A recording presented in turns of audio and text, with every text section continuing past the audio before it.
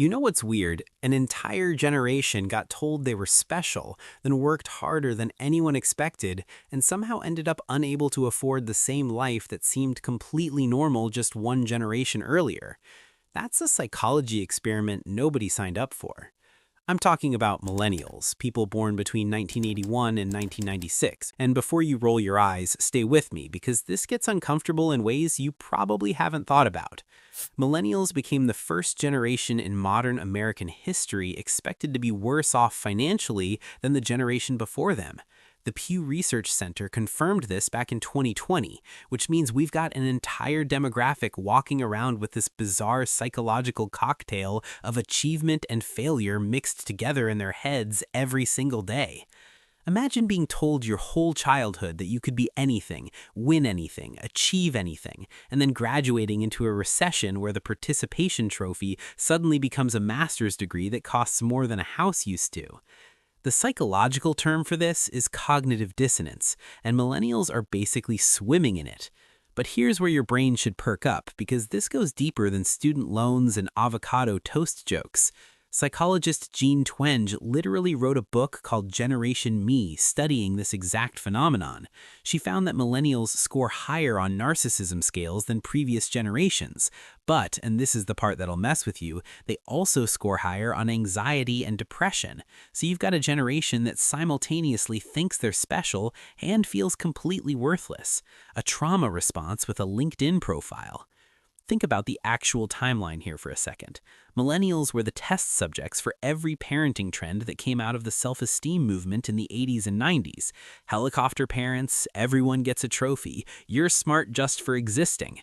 These weren't bad intentions, they were earnest attempts at better parenting based on the psychology available at the time. Then millennials hit their 20s right as the economy imploded in 2008, graduated into a job market that had fundamentally changed, and suddenly found themselves navigating a completely different economic reality than the one they'd been prepared for. The whiplash alone should have hospitalized people.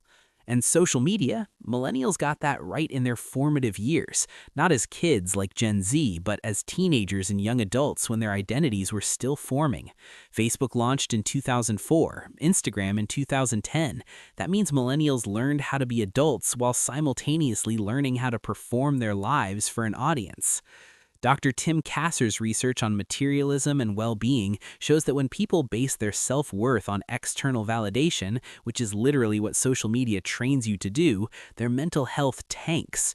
You're essentially running a 24/7 campaign for your own existence, and the polls never close.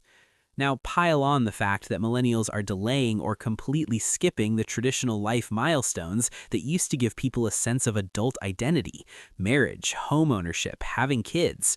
Surveys show they absolutely want these things, but the economic reality makes them borderline impossible without family wealth or extraordinary luck. So you've got people in their 30s and 40s who still feel like they're waiting for their real life to start, except the waiting room is a studio apartment that costs $2,200 a month, and their therapist is booked until March. The impact of prolonged uncertainty is surprisingly well documented. When achieving the markers of what society defines as adulthood becomes unattainable, your brain doesn't just shrug and move on. Instead, it creates this low-level stress that's referred to as allostatic load, your body's tendency to prepare for something that never actually comes, sort of like being stuck in the loading screen of your own life. And when you look at the progress bar, you see it hasn't moved an inch in the past decade. But let me throw something at you that might feel a tad more personal. Millennials were sold a very specific story about how effort equals outcome. Study hard, go to college, get a good job, work your way up. That social contract seemed pretty straightforward, and honestly, it had worked for a long time. Except the economic landscape shifted in ways that nobody really anticipated. When millennials showed up ready to follow that path, they found that college now costs 10 times what it used to, entry-level jobs require 5 years of experience, and here's $80,000 in debt and a gig economy where you're an independent contractor with no benefits. the psychological term for when reality fundamentally violates your core beliefs about how the world works?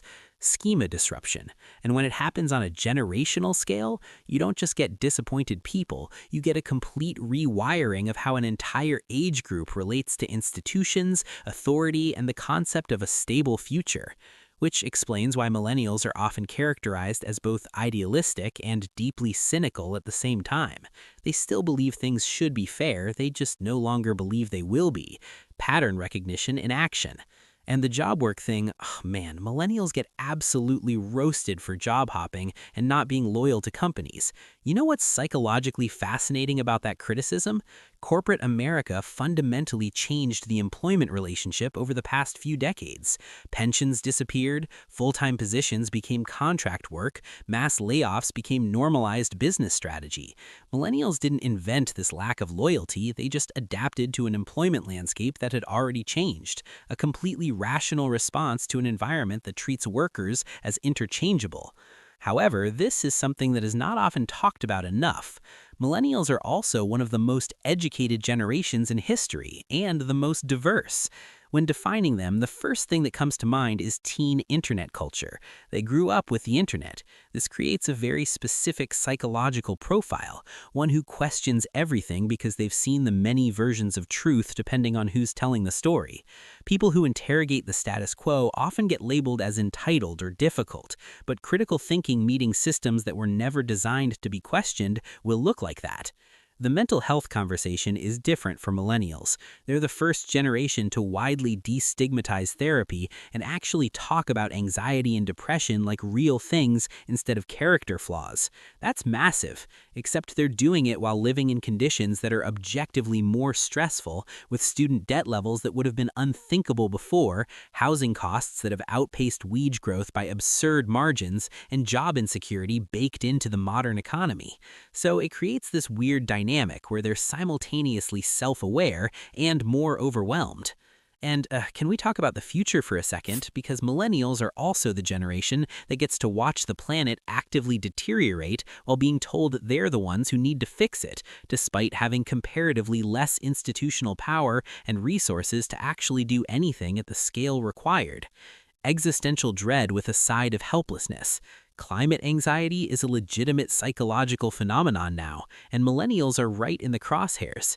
So what you've got is a generation shaped by impossibly high expectations, economic instability, constant performance pressure, delayed adulthood, and a front-row seat to multiple overlapping crises. And society looks at them and goes, "Why are you so anxious, and why can't you just buy a house?" The psychology of millennials becomes incredibly predictable when you look at what they've been through. They're responding exactly how humans respond when the landscape shifts beneath them and the map they were given no longer matches the territory. If this hit home for you, please subscribe. And if you want to support these deep dives, hit that join button to become a channel member. I would genuinely appreciate your support.